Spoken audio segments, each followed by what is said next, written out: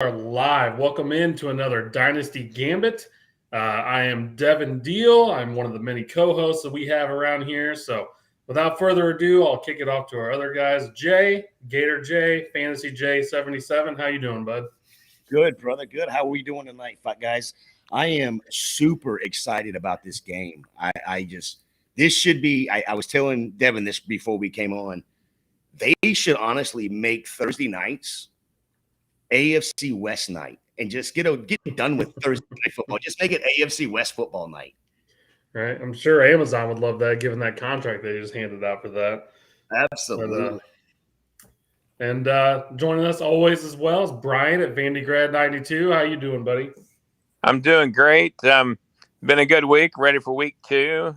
Monday night was a little bit of a dull moment, but at least it was competitive and very interesting, as we all just talked about.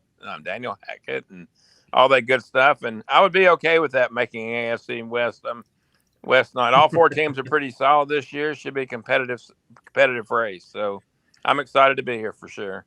The teams are solid. Coaching is questionable. Right. That was a little bit of a letdown on Monday. It was just, after the craziness of the weekend with all these missed kicks and overtimes and end up having a tie game and everything like that. But, it was interesting in its own way, I guess. Just not nearly as entertaining as some of those other games. But, I guess that's the case for most Monday night games, if I'm being honest. But all right, so let's just go ahead and get into it. We got a marquee matchup here tonight.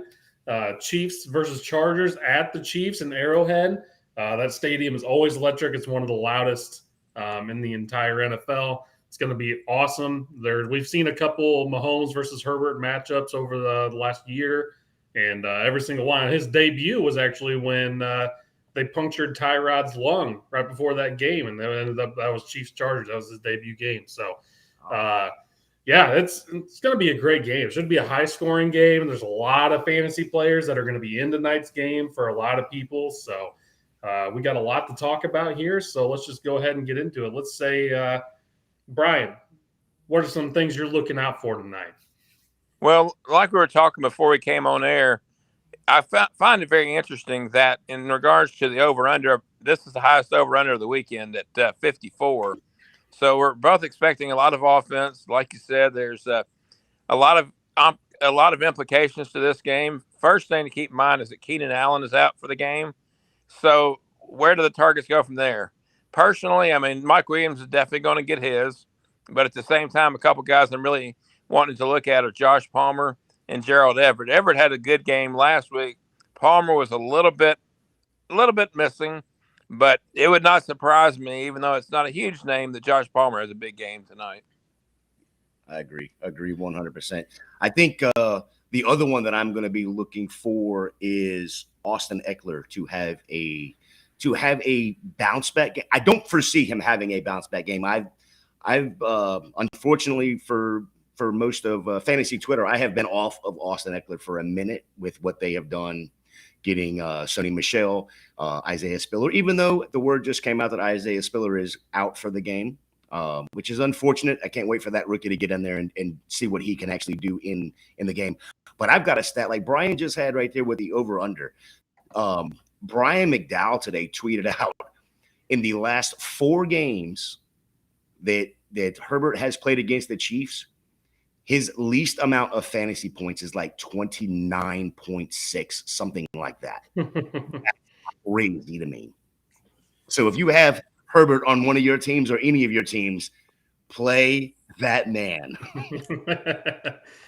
It's hopefully, I know we were saying there's, should be some big games. I'm hoping that Herbert, does focus a little bit more on some of the outside receivers. I think the challenge last week, it seemed like there was a lot of stuff open in the middle. That's why the tight ends were heavily involved. A lot of the slot receivers were involved. Seemed like they struggled getting Palmer and Mike Williams involved just because of that.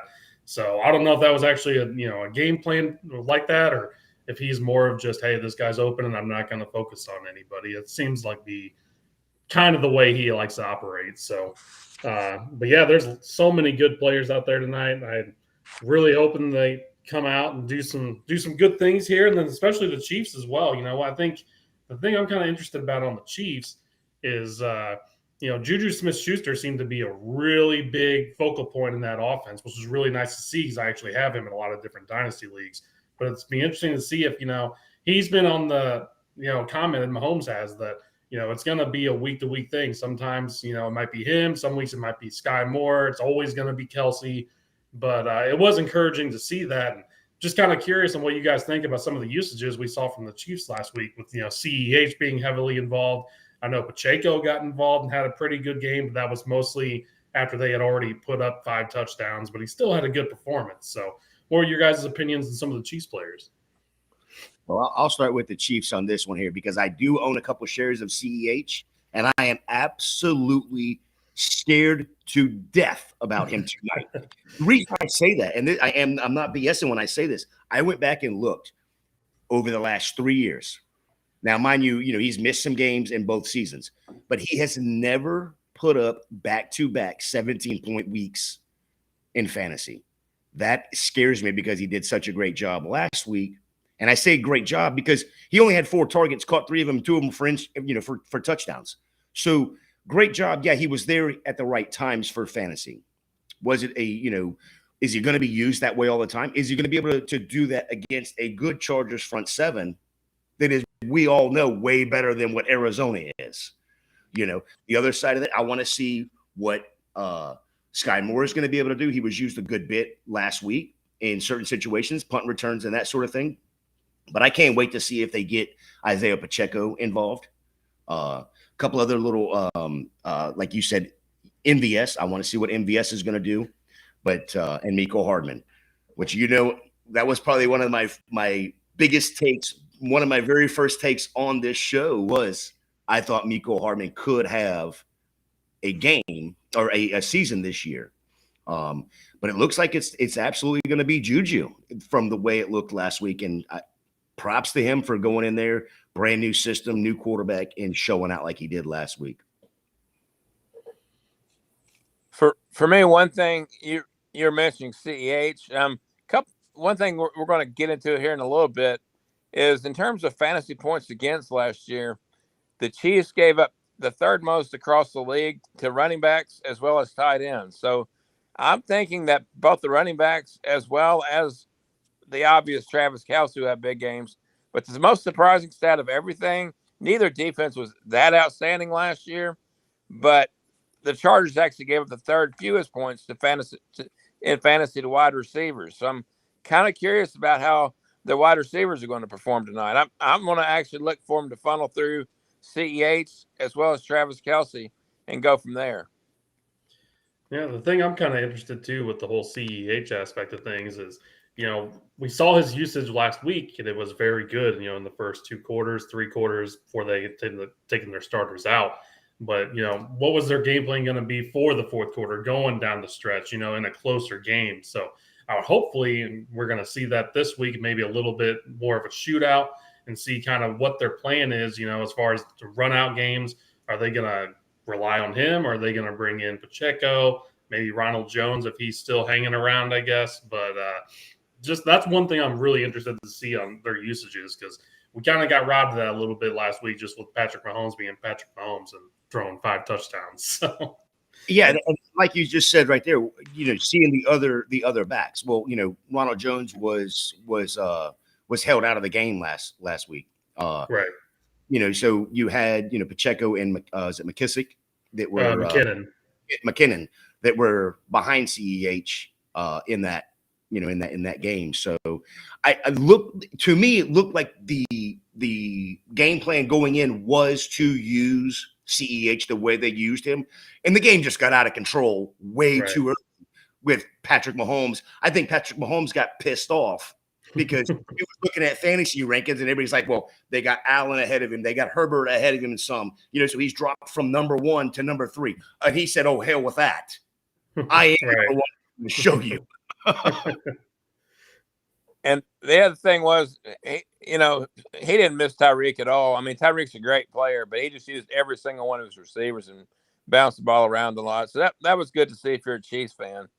But on the defensive side, like I was saying last year, the Chargers, controlled some parts of the opposing offense.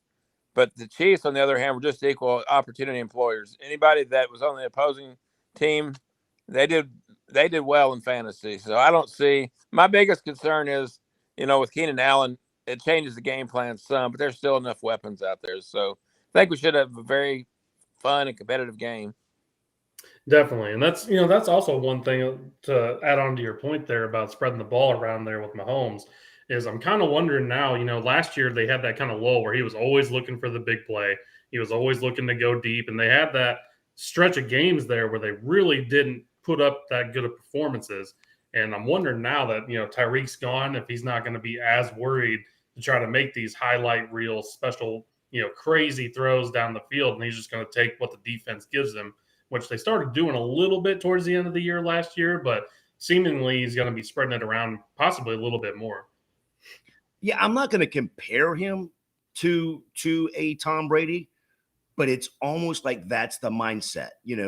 Tom Brady would throw the ball down the field the year plus that or 2 years that he had Randy Moss. But, he didn't have wide receivers when he was in New England. He was pretty much a check down king, and it absolutely worked. So I can see Mahomes, take the 40-yarder when it's there. But any other time, hey, I'll take a 10. You're going to give me 10 yards for free? Okay. Yeah. Like you were saying with Brady in New England, he never had a star wide receiver necessarily. Edelman was definitely a solid wide receiver, but he's not a first ballot Hall of Famer. Troy Brown. You can list a whole bunch of names. Besides Randy Moss, he didn't have really a big time stud receiver throughout most of his time there. So, right. So some other key things real quick to hit on before we start getting into our new segment here of stock up, stock down. Harrison Butker is going to be out of this game. So if you do have him in a league where you're playing quarterbacks, make sure you figure something else out. Hopefully you've already handled that before the game starts here. And as Brian and Jay and I have discussed, Keenan Allen's out. So make adjustments there as well. I don't believe there's any major injuries other than those two that I have seen. So just, be aware of that. Like I said last week, make sure these guys are actually in your actual wide receiver spots, your running back spots, tight end spots. Don't put them in your flex. That way you give yourself the most flexibility come Sunday if there's other injuries. Looks like there's quite a bit of people I've seen. Michael Pittman didn't practice today. T. Higgins didn't practice again today. Kittle didn't practice again today. So there is a lot of big names out there that are currently dealing with injuries. So just give yourself the most flexibility. Play those guys in their actual spots tonight. Leave your flex spots open. So, Absolutely. All right. So with that being said, we got a new segment here. I think we've kind of talked about this in our own personal little chat this week. Brian, I do believe this was your idea.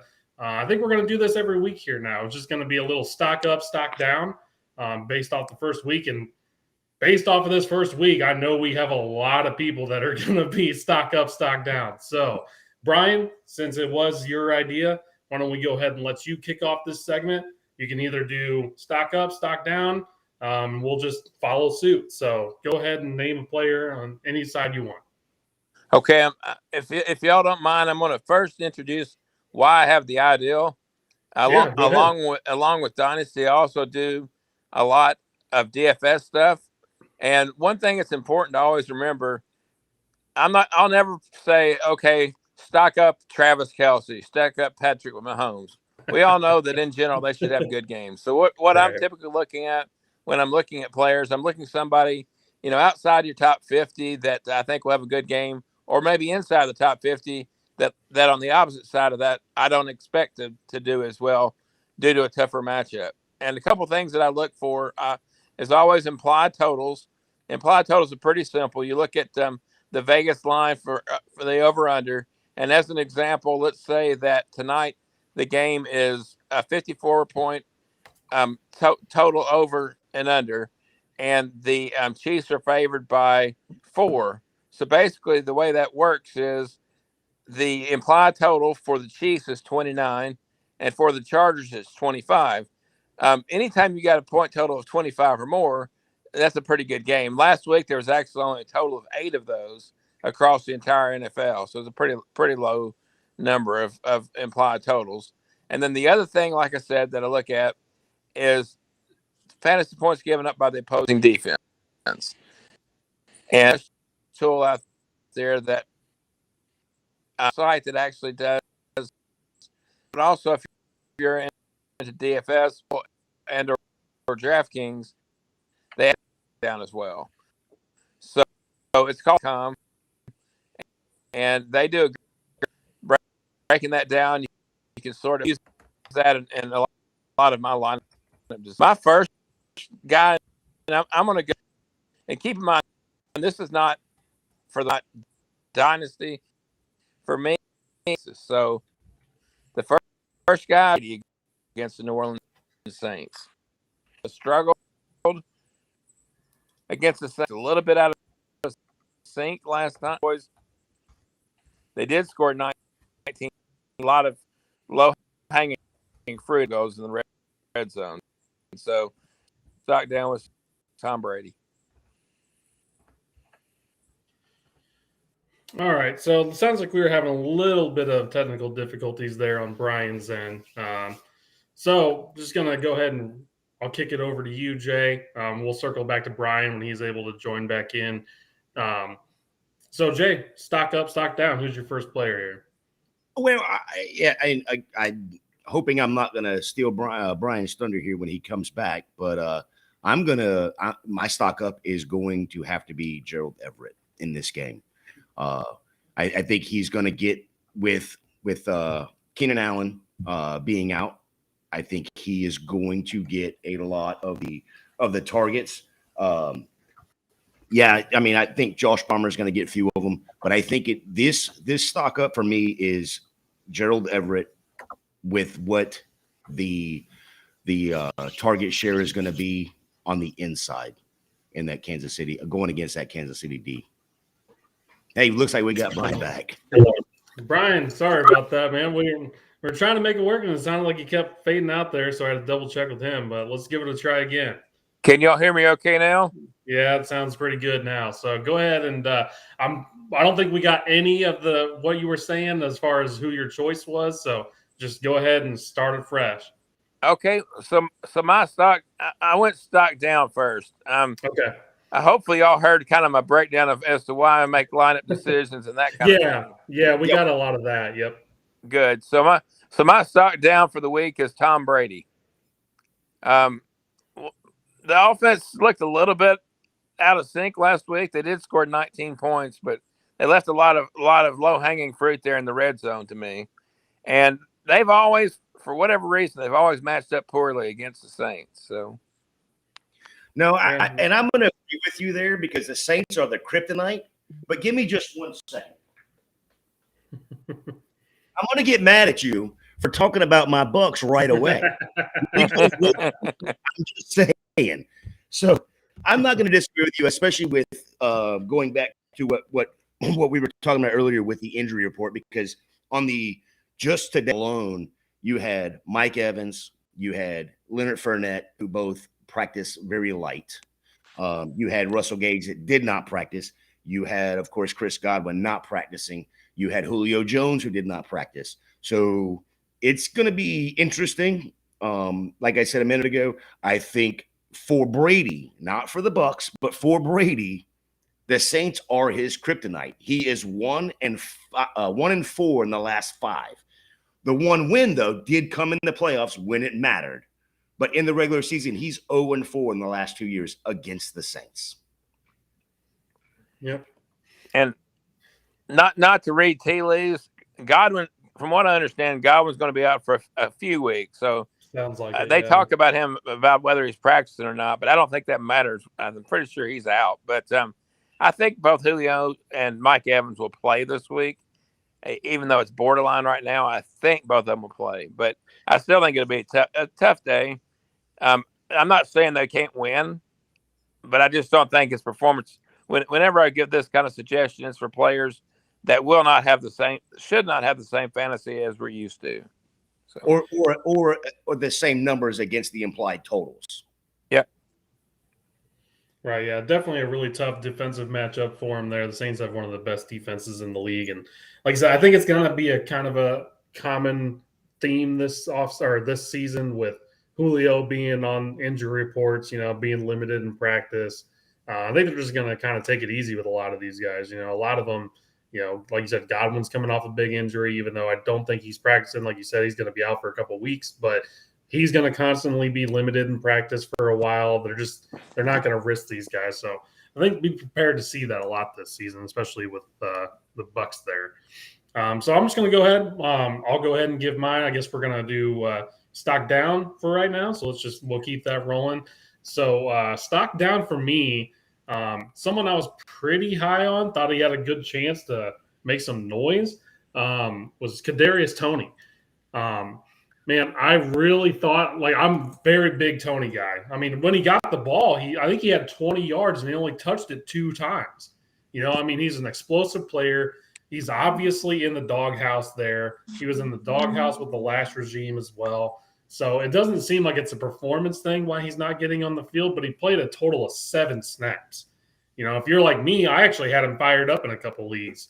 So that was pretty brutal to have that happen because I was not expecting to be out-snapped by a lot of the players he was out-snapped by. So definitely trending down for me until you see it. I mean, I'm still high on the player overall. I think he's a great talent. He's explosive. But until we start seeing him actually being involved in the offense, it's definitely, you can't start him. He's definitely trending down.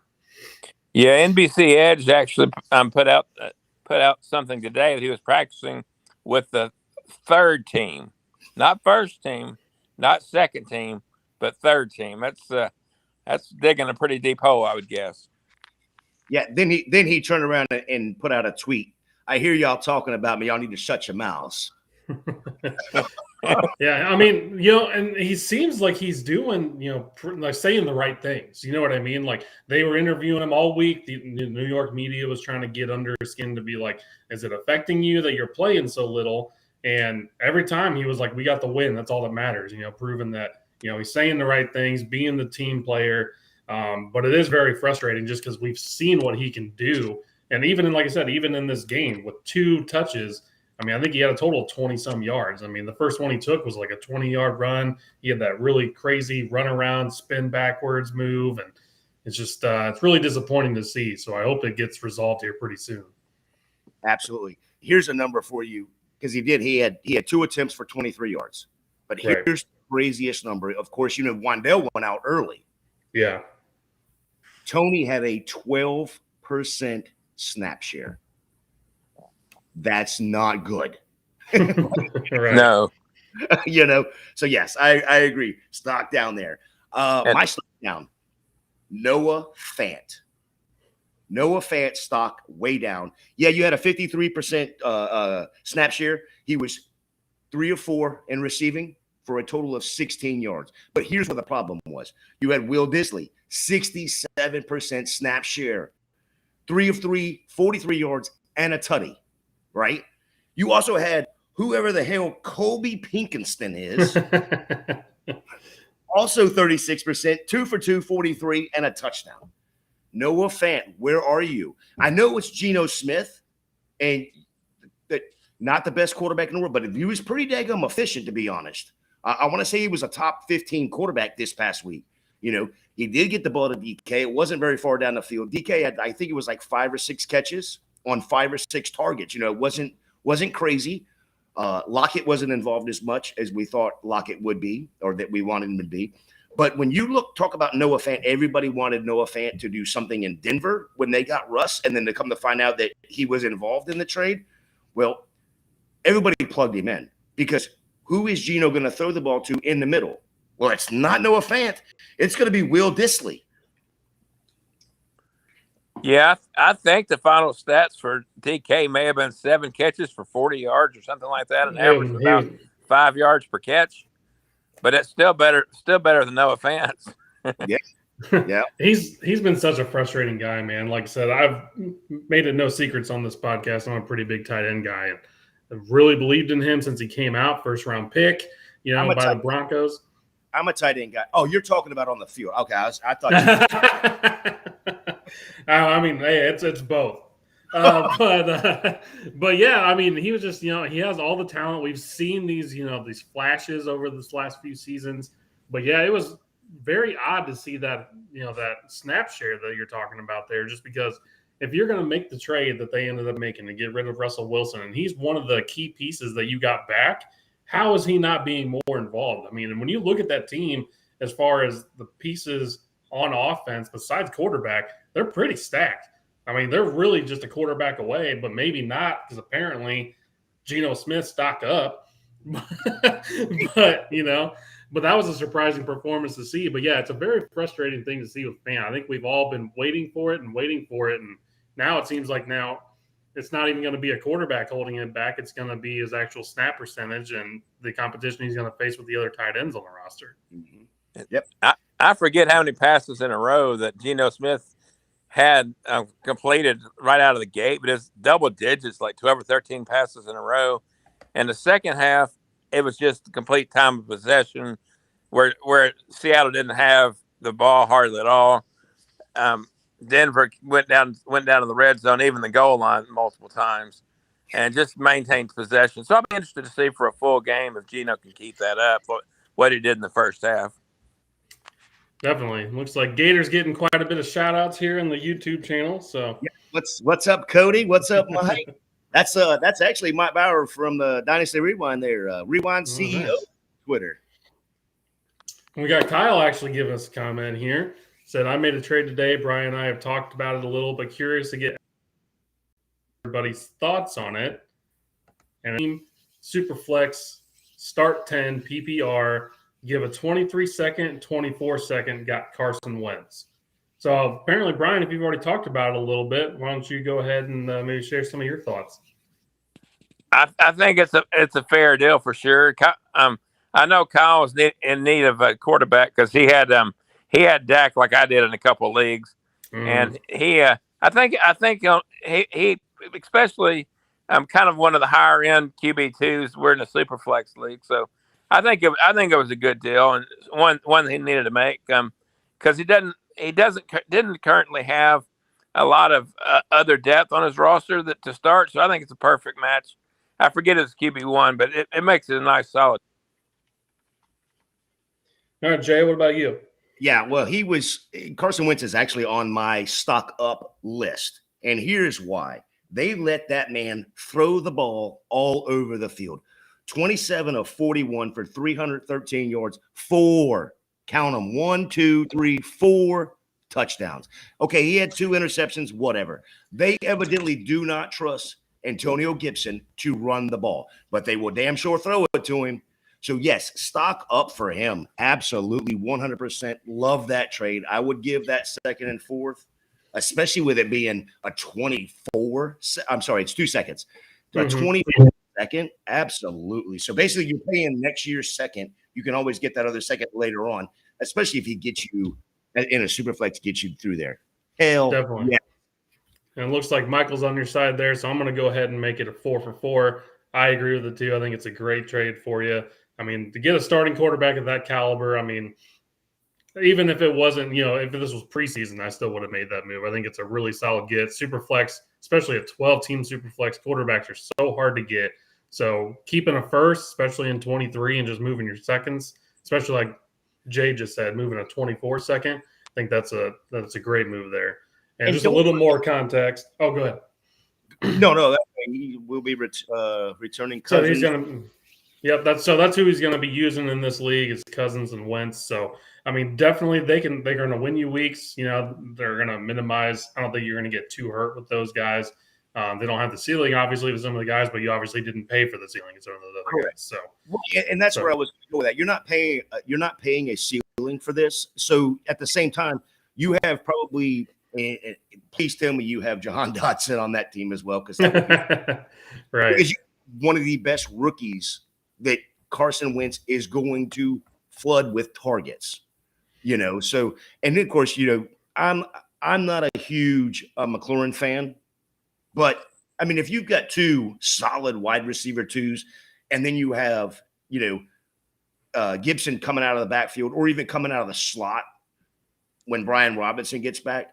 Man, oh man, he's gonna do nothing but throw the ball. This is gonna be Jameis Winston of like 5 years ago when he was with Tampa, and he's doing nothing but chucking the ball down the field, getting you 30 touchdowns. He may throw 30 interceptions, but who cares when he's throwing 30 in fantasy football? We care more about the touchdown. Right.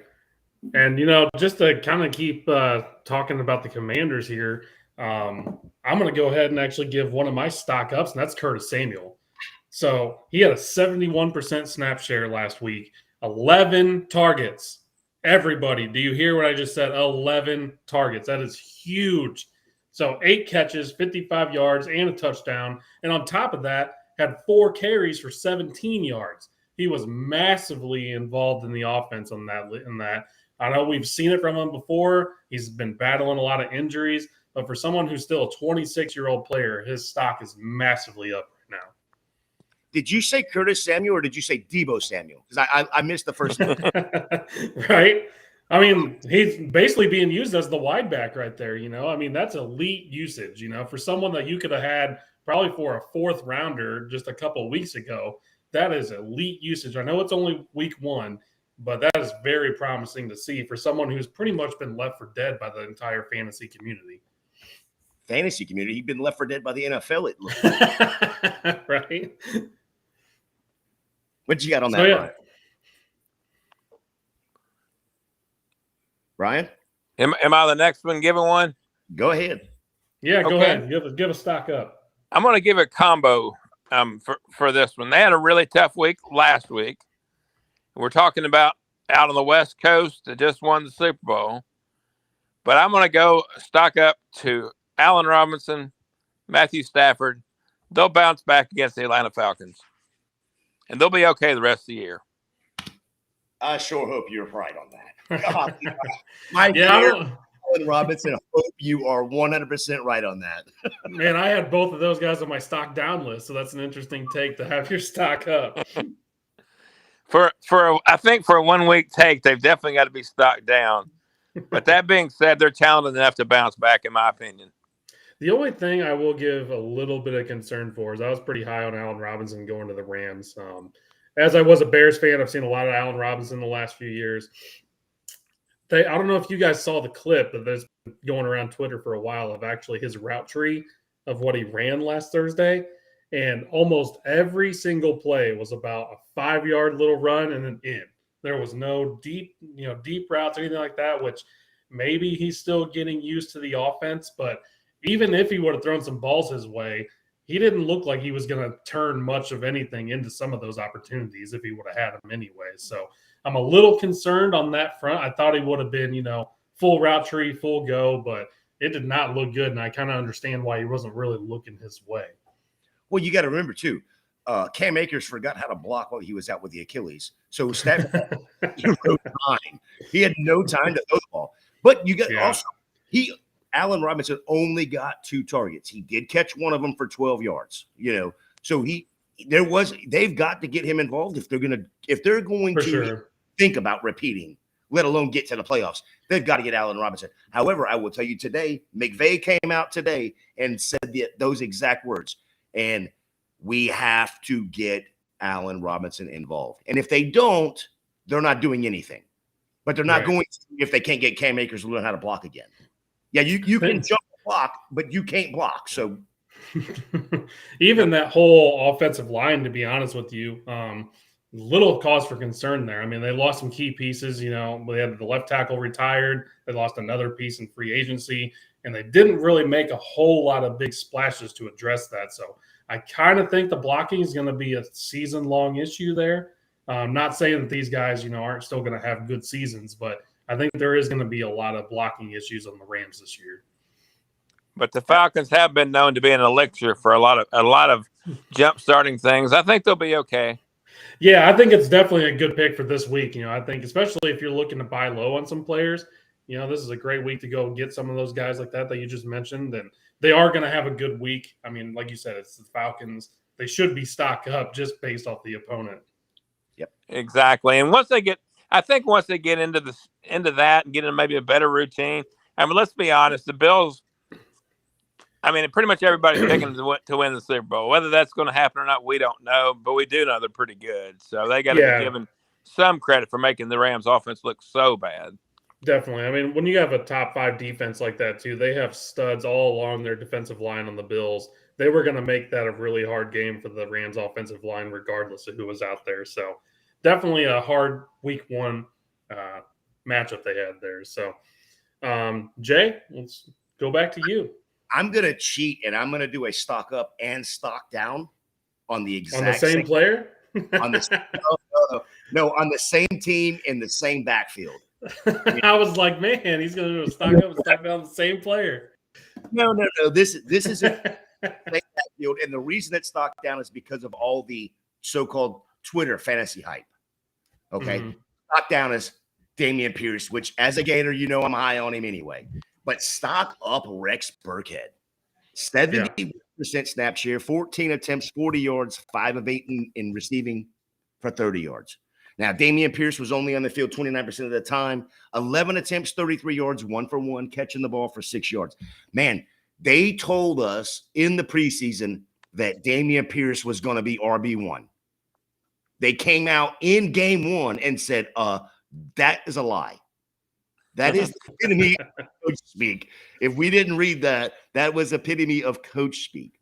I hate Lovie Smith for that call just because I love Damian Pierce. And I think Damian Pierce can be a great player.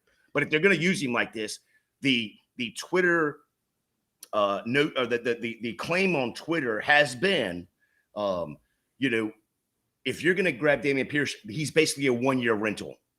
Because they're going to go in the draft next year. They're going to go get a Bijan Robinson. They're going to go get, a Jahmyr Gibbs or whoever and replace him a la Michael Carter, with Breece Hall. So to sit there and see that out game 1 after watching what they did in the preseason with him, that was quite concerning for me. Yeah, I fully agree with you there. I'm a big Damian Pierce guy too. I have been all off season, even before he went to the Texans. So I once again had him kind of fired up in a couple different leagues there, and it wasn't great. But yeah, I think it's, if we take a step back and get away from the hype a little bit, it kind of seems like this was probably their plan all along. I think they're going to ease him in.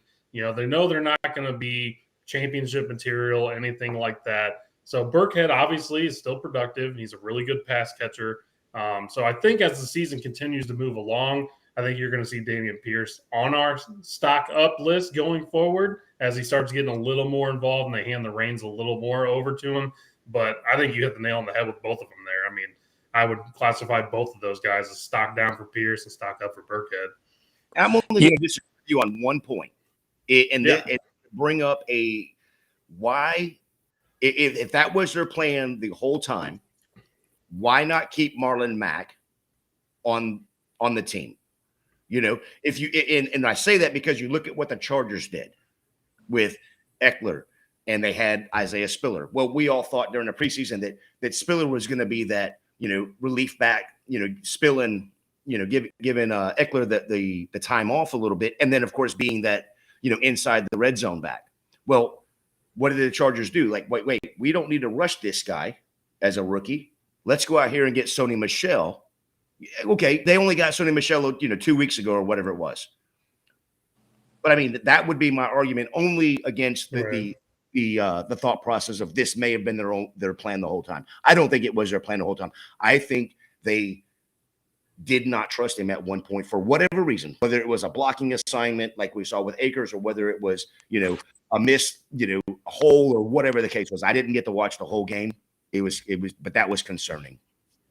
It was a little concerning as well. I'm sorry, Brian. There's one last point I want to make here real quick, and I'll kick it over to you, was that, this game script kind of lent itself to Pierce. You know what I mean? It was a close game. It wasn't like they had to pass it, a bunch to where Burkhead was getting all those opportunities. So that was a little discouraging on that front, just because if you would have looked at how the game planned out, you would have thought it was right for Pierce to be the lead guy there. So sorry about that, Brian. Go ahead and you're okay. One thing I was going to say is that Burkhead Burkhead's not a sexy name, but the second half of last season, he proved to the coaching staff and had several pretty decent games. So he earned his trust. I mean, they're probably old school. I mean, Lovey's not a young man, so there are some coaching staffs that want the rookies to earn their time, and maybe miss an assignment, but maybe not. Maybe over time they just want to get him more involved as time goes on. And keep in mind when a lot of the time that he was spending in preseason, the starters on the opposing team weren't necessarily playing. So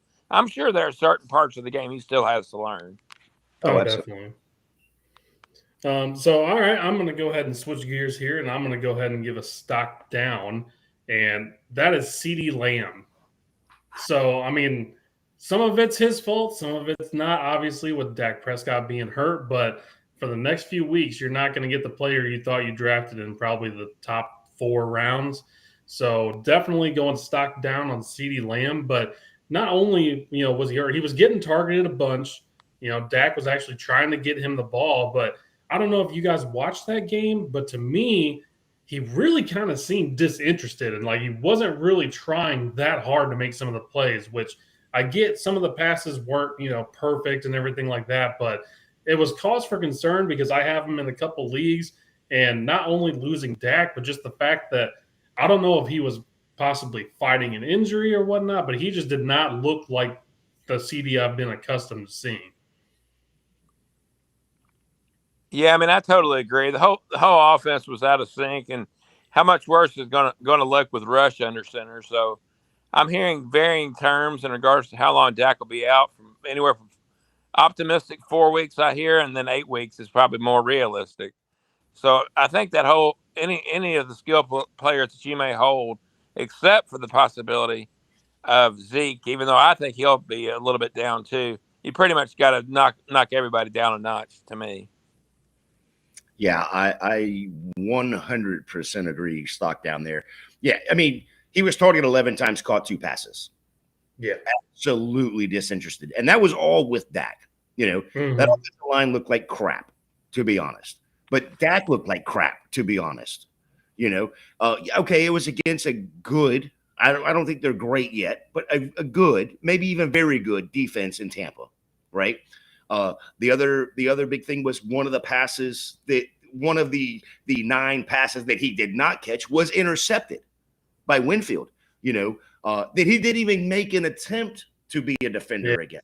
I mean, he was blanketed, and Dak should have never thrown that ball. He had 2 or 3 defenders, right? And if Winfield didn't catch it, the other guy was, it was getting picked. Yeah, 100% agree with that. And the only thing I don't agree with what you said is something you've expected from CD. We have never seen it from CD. We've never seen wide receiver 1. We've all expected him to be a wide receiver 1 since he got to the league, but we've never seen it. Yeah, I meant more as long as some of the explosive plays or just getting the ball in his hand, and like we've at least seen that. I mean, it might not be consistent, but I mean, he turned those 2 catches into basically nothing. I mean, it was just an all around just really discouraging performance, and not only just like with CD himself, but I mean, Dallas was out of that game from the word go. I mean, they just looked like they were just. I think everyone kind of expected them to be at least a playoff team in the NFC. Possibly win that division. Eagles being really their only competition really for that division title. So I think a lot of people saw them as that, and they looked anything but. I mean, that was a very just bad performance all around. Like you said, it wasn't an easy matchup, but they played each other last year, and it was an electric matchup. Shootout. Yeah. So, I mean, it just, very discouraging all around there. So in that game last year, CD went off. Mm-hmm. So it wasn't like he hadn't seen this defense before. It wasn't like Dak hadn't seen the defense before, So there was that possibility he could go off. But he's going back to what I said about CEH never having 2 17-point, fantasy point games back to back. I don't know that we've seen that from CD either. He'll have a great game. They don't have 2 bad ones. They don't have a great game. They don't have 4 bad ones, right. When it comes out. I don't know that to be true. I'm just throwing that out there, but what kept that game close to start with, like what you were just saying, was the Dallas defense. Yeah. That game should have been a blowout. That game, if it wasn't for the Dallas defense, that game was 21-0 after the first quarter. Mm-hmm. Or 21-3. All right. So, Brian, let's go ahead and let's throw another player out there. Okay, I'm going to give a stock up not only for this week, but for the next 8 weeks. Jeff Wilson. This week he's got a real good matchup against the Seahawks, but moving forward with Elijah Mitchell out for 8 weeks, he's going to have a pretty big opportunity. Shanahan said he's looking for the hot hand, but I still think the veteran gets the touches over the rookies for sure. You don't like Mason, huh? No, the rookie. Yeah. Yeah, I think that's okay. Both those guys will not get much. I don't think Wilson's not overly talented, but at the same time, he's had a few 100-yard games. So I mean, I think he could do something well. Yeah, I'm not a San Francisco running back fan, and it's not because of Kyle Shanahan. He's never really truly had a back that's able to stay healthy. And I think he uses multiple backs because he doesn't have one stay healthy. To be honest about it, Jeff Wilson definitely stock up because when he has gotten the opportunity, he's excelled with it. So we shall see. They sat TDP last week. I don't think they're going to have that option this week, even though I hear they have signed Marlon Mack to the practice squad. Yep. So we'll see what happens there. And I just wanted to back up 1 second about that. Brian said it was between 4 and 8 weeks, depending on who you listen to. Stop listening to Jerry Jones. He's not a doctor. Right.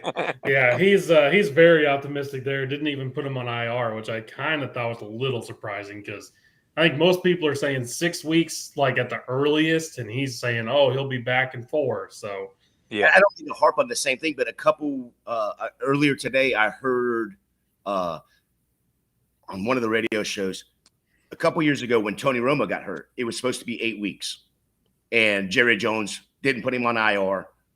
He was back in the game in 4, or back on the field in 4 weeks, and then was injured the rest of the year, like after 3 plays. Mm-hmm. So let's not do that again with Dak, please. Right. Yeah, there's not to get too harping on one team or anything like that there, but I kind of feel like they made a lot of moves this offseason as far as they got rid of their right tackle Aleo Collins. He went to the Bengals.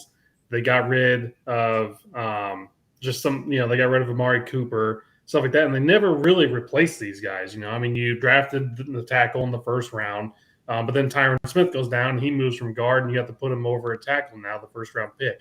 So I feel like they didn't address backup quarterback. They have all these things that are just piling up to where on paper last year they were a better team.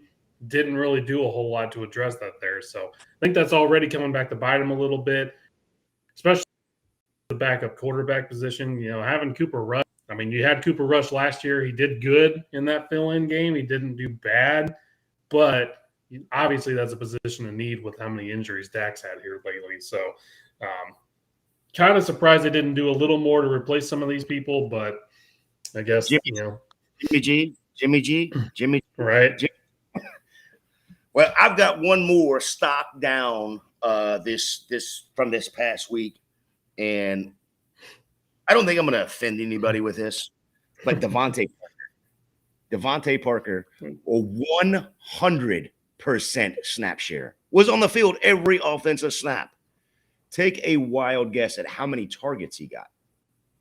1. I know the answer to this question. So 2 targets, 1 catch for 9 yards.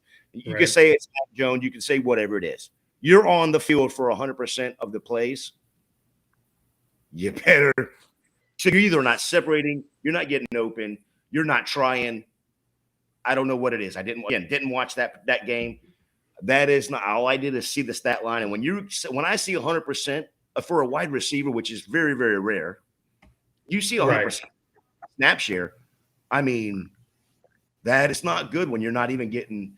If it was 100% with like CD, 100%, 11 targets, okay, I can get it.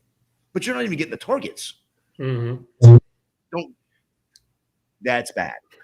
Yeah, that whole Patriots team, man, they look very bad. I mean, I think a lot of people had cause for concern. I mean, I was a little high on Parker actually being traded there and being like a true number 1 for Mac Jones. Thought that was a really good move for them. But man, when Matt Patricia is your offensive coordinator, that was setting up red flags for me all off season long anyway. But I feel like just as a whole, that's just I don't understand what they're doing. They've made some crazy moves. They drafted some players. way before they were projected to go in this recent draft. They're hiring defensive people like, Joe Judge and Matt Patricia to assist with the offense. And I don't know. I mean, it's hard to question Bill Belichick. He's obviously, one of the greatest coaches of all time. But Tom Brady's definitely, raised his stock on who was responsible for all that. I think we've kind of seen that. That Super Bowl kind of put a stamp on that, especially if you look at the Patriots now. I mean, like I said, I don't want anything to do with that entire offense, this entire fantasy season. If you have anyone in Dynasty and you can get something substantial for them and not cripple your team, I'd be selling off pieces because Parker's definitely stock down for me as well. They just look terrible. Ramondre Stevenson, unfortunately, just as much stock down, and he's a much better talent than Devontae anyway. So. Right. I don't know if Ramondre's stock down, to be quite honest. Well, maybe from last week, but going forward with Montgomery? Montgomery. With him being out, I think that's going to open up some doors for Ramondre, which I thought Ramondre was going to be the number 2 back, if not the number 1 to start with anyway. But same here. Yeah, I mean, Bill Belichick told us everything we needed to know back in late April, early May when he drafted in the first round. that strange kid who was supposed to be a 3rd-round pick out of Chattanooga. We go with the first round. Cole Strange. Yeah, that was a strange pick for sure. I kind of agree with the Stevenson one. I mean, it's definitely going to help with Montgomery being out, but they're very similar to the San Francisco running backs. I don't want any part of the Patriots running backs. You never can truly rely on one each week. I mean, if they're a flex spot, then maybe, but if you have to rely on one of those guys as an RB2, it's so hard to do that. It's best to avoid both of those teams' backfields just because there's nothing but heartbreak in either one of those backfields for you, it seems like. Because no matter which one you play, it's going to be the other one that gets the ball. Right, exactly. And there's going to be, one of them is going to get the touchdowns. The other one's not, it's just, Ramondre Stevenson could be a great player on his own, but he's a Patriot running back. So he's going to be just another cog in the machine. He's going to have his games. He's not going to have his games. So just like I said, if you can avoid the Patriots at all costs this year, it's probably your best avenue in all of fantasy, whether it's redraft or dynasty. And as bad as they looked, they're 2-point favorites at Pittsburgh. Yeah, I don't get that, man. I mean, to me, I know this is a little off topic here, but they seem like one of the worst teams in the league to me. I mean, maybe it's, I'm not even really that big of a Patriot hater, I mean, I know they're kind of the team that most people tend to hate just because of how successful they were, but I don't see a lot of good coming from that team this season. I think they're really going to struggle. Their defense looked like it took a step back. Their offense, we've already detailed some of the issues going on with that. So I think they're in for a rough season. So sorry if there's any Patriot fans listening, don't at me. But but I feel like you're in for a rough one. At him. And that's coming from a Bears fan. It's okay if you have a rough season every once in a while.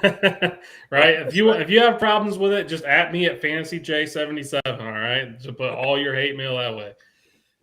All right. Wow, that's a great point. Going with what Brian was just saying, that the Patriots are a 2-point favorite with what Kyle just put up there. Is Vegas looking at them Steelers losing Watt? Right. Yeah. Definitely could be playing into it, but I mean, it's probably also a little bit of being Mr. Trubisky as well. I mean, he did decent last week, but I mean, I think everyone just sees he is who he is, He got me in Scott Fishbowl. He got me 9 points, which, and we, I don't know if you know much about the Scott Fishbowl. I'm assuming you do, but I'm in it too. It's pretty hard scoring for quarterbacks. Yeah. It doesn't take much for a quarterback to go negative.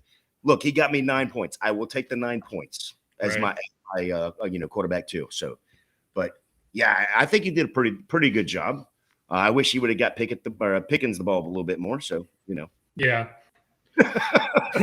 All right, guys. So we're about 5 minutes away from 7:00. So we're getting close to the kickoff time here for the Thursday night game. So let's go ahead and circle back around here. Just some more topics if anyone wants to throw out there about the Chargers Chiefs tonight, what we can expect, what we're looking out for, stuff like that. So, Brian, why don't you go ahead and take it away? Yeah, I mean, my final thought, or my biggest thought about the game, like I said, it's going to be exceedingly competitive. Look for those under the radar type players. I mean, Palmer, Everett on the opposite side. I'm still kind of curious who's going to be the number one alpha wide receiver for the Chiefs, or even if they're going to have one. And earlier we mentioned Juju. He got all of those stats in the first half. He didn't have a single catch in the second half. So I'm kind of curious what he'll do the whole game. But there's a lot of talent, but it's just interesting.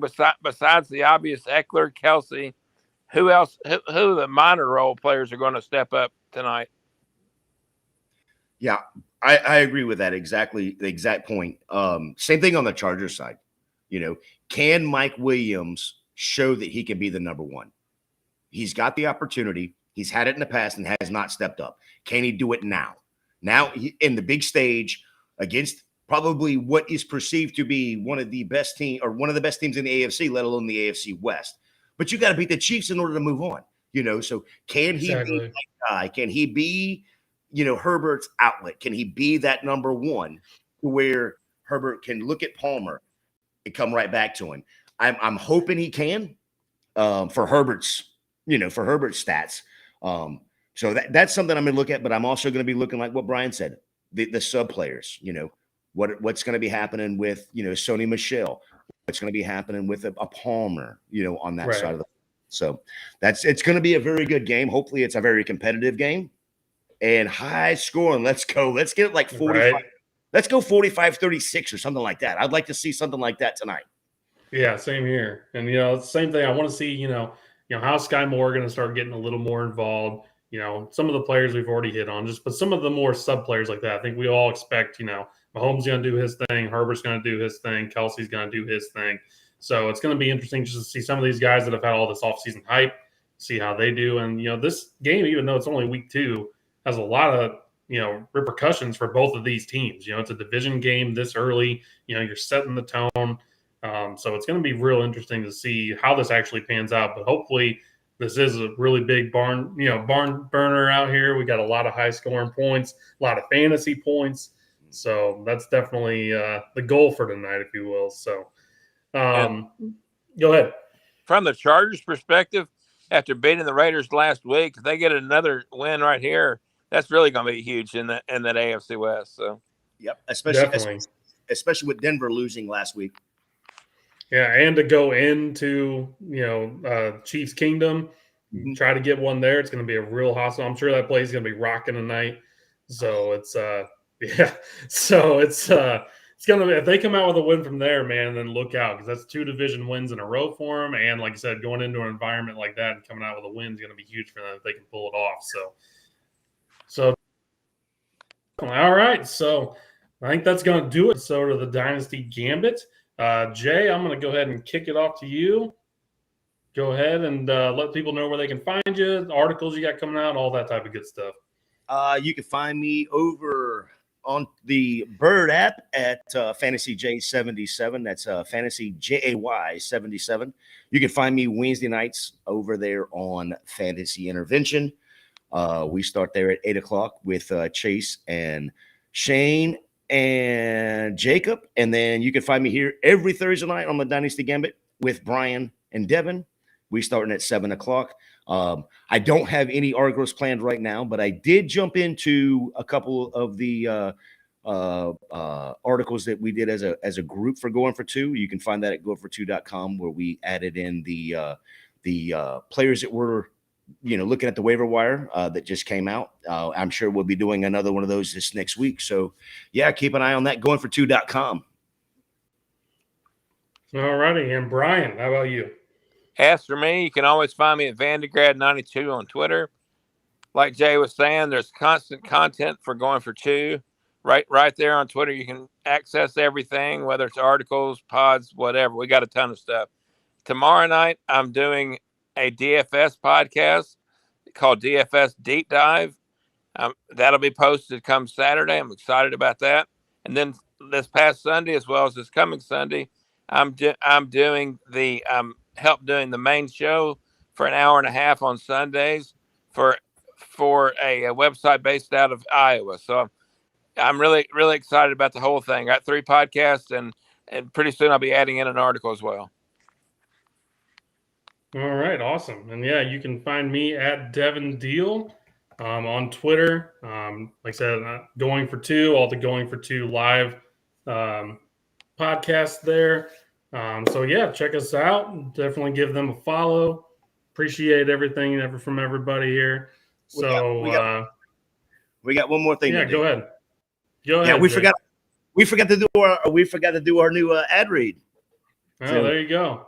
You want me to go ahead and do it, or you want to do it? Yeah, take it away, because I don't even know where it's at the moment. So go ahead. Well, I just actually had to look it up, so here we go. All right, so we are brought to you by No House Advantage. No House Advantage is changing the game by offering the most dynamic fantasy sports platform available today. Play in pick'em style contests versus other people for a shot to win $150,000 or more. Download the app using our promo code GF2 and get the deposit match up to $25. Choose your contest, select your player props, earn points, and for the correct picks, and climb the leaderboard for your chance to win big money every day. You can also test your skills versus the house and 20 times your entry if you hit all of your picks. Bet on up to 5 player props, over-unders, or individual matchups across every major sports league, including NFL, MLB, NBA, PGA, MMA, and NASCAR. Again, promo code is GOING42 is GF2. Use it at No House Advantage. Download the app and get a first deposit match of up to $25. Make sure you check out No House Advantage today. Experience daily fantasy redefined, because if it's not just how you play, but it's where you play. No House Advantaged. There you go. Thank you, sir. Appreciate it. So, all right, that's going to do it all here for us here on the Dynasty Gambit. So, good luck to everybody this week, and we will see you next week on the Dynasty Gambit.